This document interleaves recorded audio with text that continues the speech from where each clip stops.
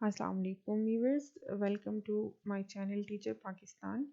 आज हम chapter number 20 जो कि स्टैंडर्ड कॉस्टिंग और वेरिएंसेस से रेलेवेंट है उसका एक्सरसाइज नंबर 2 सॉल्व करेंगे। जी, ये स्क्रीन पे आपको एक्सरसाइज नंबर 2 नज़र आ रहा है। थोड़ा सा एक्सरसाइज को पढ़ते हैं ताकि हमें आइडिया हो जाए कि इसमें क्या रिक्वायरमेंट है। ठीक है। The Willingham company makes a product for which the following standard has been set. तो ये हमारे पास जो डेटा है ये सारा हमारे पास है स्टैंडर्ड डेटा। ठीक है, जो कि material, direct labour, variable FOH और फिक्स्ड एफओएच का गिवन है। नॉर्मल आउटपुट हमें गिवन है 5000 units. Actual data for March, अब ऊपर जो डेटा हमने देखा वो हमारे पास है स्टैंडर्ड, जबकि ये जो नीचे डेटा गिवन है ये हमारे पास एक्चुअल डेटा है। Production, work in process inventories, ये है 4000 यूनिट्स प्रोडक्शन है और वर्क इन प्रोसेस की कोई इन्वेंट्री नहीं है। ठीक है। सेल्स $8.50 पर यूनिट और 3000 यूनिट्स की सेल हुई है। मटेरियल्स परचेज्ड उसका भी हमारे पास अमाउंट गिवन है और मटेरियल यूज्ड का भी अमाउंट जो है वो हमारे पास गिवन है। ठीक है। Direct labour eight 8.4 per hour, ये एडिशनल इंफॉर्मेशन जो इस एक्सरसाइज नंबर 2 में गिवन है वो हमारे पास है 7600 आवर्स और इसी तरह से एफओएच का डेटा हमें गिवन है 32100। ठीक है। अब रिक्वायरमेंट हमारे पास क्या है? Journal entries to record the above information. अब ये जो अबव इंफॉर्मेशन है इसको हमने जर्नल एंट्रीज पे रिकॉर्ड करना है। तो सबसे पहले हम देखते हैं मटेरियल्स का। Material price variance at the time of purchase हम फाइंड आउट करेंगे, जिसका फार्मूला है, हाँ, यहाँ पे हम एक्चुअल क्वांटिटी परचेज लेंगे। ठीक है। और यूनिट कॉस्ट जो हमारे पास एक्चुअल है वो भी लेंगे जो कि 4.95 है, और जो स्टैंडर्ड कॉस्ट हमें गिवन है हम वो भी लेते हैं। अब यहाँ पे जब हम यूनिट्स को यूनिट कॉस्ट के साथ मल्टीप्लाई करेंगे तो हमारे पास अमाउंट आ जाएगी। इन दो अमाउंट्स को अब हमने कंपेयर करना है। ये जो एक्चुअल के बेस पर अमाउंट आई है और ये स्टैंडर्ड के बेस पर अमाउंट आई है, तो यहाँ से हमें पता चल रहा है कि ये जो दोनों का डिफरेंस है, स्टैंडर्ड को अगर देखें तो वो ज़्यादा है और एक्चुअल कम है। इसका मतलब है ये जो वेरिएंस आया है ये हमारे पास है फेवरेबल। ठीक है। अब हम इसको यहाँ पे शो करते हैं। तो मटेरियल्स हमारे पास हमने चूँकि परचेज किए 75,000 के, अकाउंट्स पेबल हमारे पास है 74250। ये 75,000 बेसिकली जो है वो स्टैंडर्ड की बेस पे है। मटेरियल परचेज प्राइस वेरिएंस 750 जो यहाँ से हमने कैलकुलेट किया। उसके बाद है वर्क इन प्रोसेस। तो अब जब ये मटेरियल इशू होगा वर्क इन प्रोसेस में तो हम मटेरियल क्वांटिटी वेरिएंस कैलकुलेट करेंगे। यहाँ पे होगा हमारे पास एक्चुअल क्वांटिटी यूज्ड 12,500 है। ठीक है। और स्टैंडर्ड कॉस्ट से हम इसको मल्टीप्लाई करेंगे और फिर उसके बाद हम इसकी कंपैरिजन करेंगे स्टैंडर्ड क्वांटिटी अलाउड के साथ जो कि 12,000 है। अब यहाँ पे देखें जो वेरिएंस हमारे पास आ रहा है, यहाँ पे हमें ऑटोमेटिकली शो हो रहा है कि जो स्टैंडर्ड है वो कम है और जो एक्चुअल क्वांटिटी यूज़ हुई है वो ज़्यादा है। ठीक है। तो इस तरह से इसका जो अमाउंट में जो वेरिएंस है 2500 का, दिस इज़ अनफेवरेबल। अब इसको शो करने के लिए जर्नल एंट्री हम किस तरह से करेंगे? वर्क इन प्रोसेस जो कि स्टैंडर्ड की बेस पे होता है, उसके बाद मटेरियल क्वांटिटी वेरिएंस जो अभी हमने फाइंड आउट किया और मटेरियल्स को हम क्रेडिट कर देंगे। ठीक है। अब यहाँ तक तो मटेरियल का पोर्शन हो गया। अब इसके बाद डायरेक्ट लेबर की बारी आती है। तो पे रोल हमें डायरेक्टली गिवन है 65520 और उसको हम एक्रूड पे रोल को हम क्रेडिट कर देंगे। ठीक है। उसके बाद यहाँ पे देखें labour rate variance find out करेंगे ताकि वर्क इन प्रोसेस में जब हम इस लेबर को डालेंगे तो वहाँ पे हम किस तरह की एंट्री हमने करनी है उसको फाइंड आउट करने के लिए लेबर रेट वेरिएंस कैलकुलेट करना बहुत ज़रूरी है। यहाँ पे देखें एक्चुअल आवर्स वर्कड, लेकिन हम एक्चुअल और स्टैंडर्ड की बेस को बेसिकली चेक कर रहे हैं। ठीक है। तो आवर्स वर्कड हमारे पास है 7800, एक्चुअल हमारे पास जो रेट है वो 3.4 है और स्टैंडर्ड हमारे पास 3 है। ठीक है। तो इस तरह से यहाँ से भी हमें अंदाज़ा हो सकता है कि अमाउंट के बीच में जो वेरिएंस होगा वो अनफेवरेबल होगा, क्योंकि स्टैंडर्ड कम है और एक्चुअल हमारा जो रेट है वो ज़्यादा है। ठीक है, तो लेबर रेट वेरिएंस हमारे पास आया अनफेवरेबल, इसलिए हम इसको डेबिट करेंगे। तो वर्क इन प्रोसेस को हमने जो स्टैंडर्ड की बेस पे है उस पे हमने डेबिट किया, साथ में लेबर रेट वेरिएंस को डेबिट किया। अब लेबर एफिशिएंसी वेरिएंस किस तरह से कैलकुलेट होता है?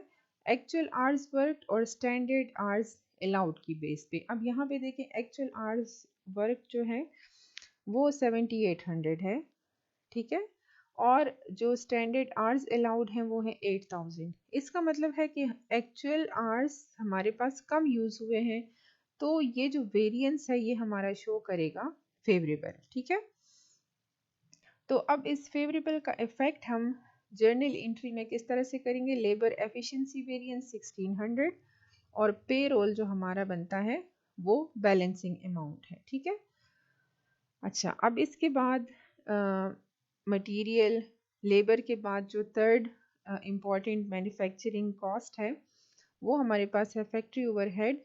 तो फैक्ट्री ओवरहेड कंट्रोल जो हमें गिवन है, एक्चुअल देखें, एक्चुअल एफओएच हमारे पास है 32,100। इसको हम क्रेडिट करते हैं कॉस्ट अकाउंटिंग में वेरियस क्रेडिट्स में। ठीक है, अब work in process to FOH control.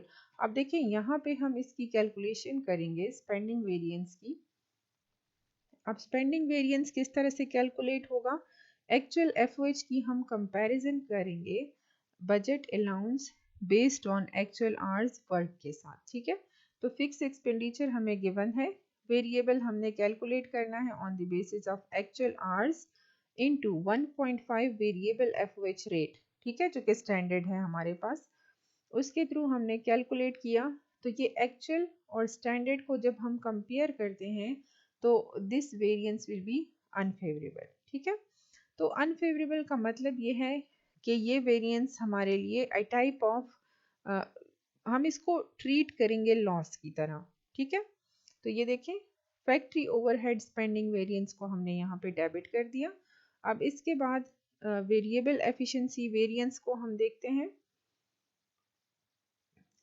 Ji. Budget allowance based on actual hours, जो कि अभी हमने ऊपर कैलकुलेट किया स्पेंडिंग वेरिएंस के लिए। Budget allowance based on standard hours. अब हम यहाँ पे वेरिएबल एफिशिएंसी वेरिएंस को इस तरह से चेक करेंगे। फिक्स एक्सपेंसेस हमने ले लिए 20,000 जो हमें गिवन है। वेरिएबल हमने कैलकुलेट किए किस बेस पे? स्टैंडर्ड आवर्स को हमने रेट के साथ जो है वो मल्टीप्लाई किया। अब यहाँ पे 31,700 जो है वो बजटेड है। ठीक है, on the basis of actual hours. ठीक है, एफिशिएंसी वेरिएंस हम कैलकुलेट कर रहे हैं, तो on the basis of actual hours cost कम है, on the basis of standard hours cost ज़्यादा है। इसका मतलब है दोनों के बीच में जो डिफरेंस है दैट इज़ फेवरेबल। इस तरह से मैं यहीं पे आपको फिक्स्ड एफिशिएंसी रेट भी समझा देती हूँ। Actual hours into fixed overhead rate. ठीक है, 7800 एक्चुअल आवर्स है और 2 हमारे पास फिक्स ओवरहेड का रेट बनता है। इस तरह से स्टैंडर्ड आवर्स की भी हमने इसके साथ कंपैरिजन करनी है। अब यहाँ पे देखें, स्टैंडर्ड आवर्स ज़्यादा है, एक्चुअल आवर्स कम है, तो ऑटोमेटिकली हमें ये पता चल रहा है कि चूंकि आवर्स कम है इसलिए कॉस्ट भी कम है, तो this difference will be favourable for us. अब इसको हम जर्नल एंट्री में शो किस तरह से करते हैं, ये देखें, एफओएच स्पेंडिंग वेरिएंस चूंकि अनफेवरेबल है, factory overhead idle capacity variance ये भी अनफेवरेबल है, तो इन दोनों को हमने डेबिट कर दिया। Variable efficiency variance favourable, fixed efficiency variance जो है वो भी फेवरेबल है। इस तरह से एफओएच कंट्रोल अकाउंट में बाकी का जो बैलेंसिंग फिगर है वो हम डाल देंगे। ठीक है, उसके बाद इंफॉर्मेशन हमें गिवन है फिनिश गुड्स की। तो फिनिश गुड्स हमारे 4000 यूनिट्स जो है वो कंप्लीट हो गए हैं और 38 उस पर कॉस्ट आती है। ठीक है, तो वर्क इन प्रोसेस को हमने क्रेडिट कर दिया और फिनिश गुड्स को हमने डेबिट कर दिया। अब उसके बाद जो सेल्स हुई हैं, तो सेल्स की रिकॉर्डिंग के लिए हम अकाउंट्स रिसीवेबल जो सोल्ड यूनिट्स हैं उनको हम मल्टीप्लाई करेंगे पर यूनिट सेल प्राइस के साथ, तो ये हमारे पास सेल की अमाउंट आ जाएगी। ठीक है, अब सेल की प्राइस हमारे पास ये है और कॉस्ट ऑफ गुड्स सोल्ड क्या है 3000 यूनिट्स इंटू 38, तो ये हमारे पास बनता है 1,14,000 और फिनिश गुड्स को हम क्रेडिट करेंगे इसी अमाउंट के साथ। ठीक है, अच्छा आइडल कैपेसिटी वेरिएंस हमने किस तरह से कैलकुलेट करना है, normal capacity hours into fixed जो रेट हमें गिवन है उसकी बेस पे किया। ठीक है, actual hours work into fix का जो रेट हमारे पास अवेलेबल है उससे हमने किया, तो इस तरह से आइडल कैपेसिटी वेरिएंस हमारे पास आया। अब यहाँ पे अगर देखें तो नॉर्मल कैपेसिटी में चूंकि नॉर्मल कैपेसिटी में जो यूनिट्स है, यूनिट्स ऑफ प्रोडक्शन है वो 5000 है। ठीक है, तो वो ज़्यादा है, एक्चुअल जो हमारी प्रोडक्शन हुई है वो कम है उससे, तो इस वजह से ये जो डिफरेंस आ रहा है 4400 का, दिस इज़ अनफेवरेबल। ठीक है, होपफुली आपको समझ आ गई होगी। Thank you so much.